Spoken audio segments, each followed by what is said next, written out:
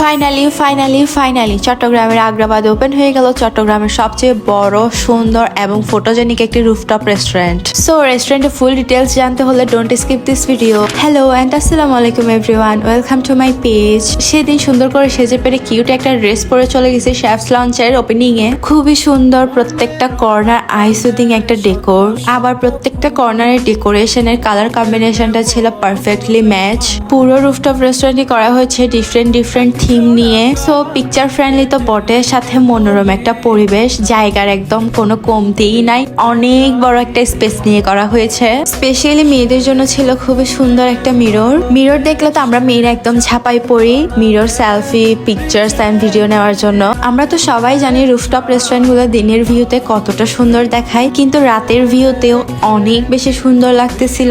দিনের ভিউ থেকে রাতের ভিউটা কোনো দিক থেকে কম না। ওকে, আমার যদি আবার যাওয়া হয় তাহলে শেফস লঞ্চের পুরো রুফটপ রেস্টুরেন্টের দিনের ভিউটা তোমাদের সাথে শেয়ার করব। সেদিন যেহেতু ওপেনিং ছিল, এত বেশি রাশ ছিল আর সবাই এত বেশি এনজয় করতেছিল এই রুফটপ রেস্টুরেন্টে।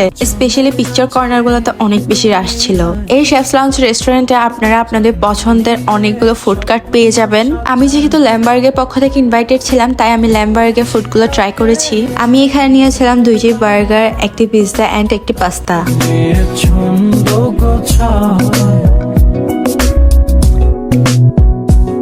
আমরা নিয়েছিলাম একটি নাগা স্পাইসি বার্গার আর একটা নর্মাল স্পাইসি বার্গার। দুইটাই বার্গারই খুবই মজা ছিল।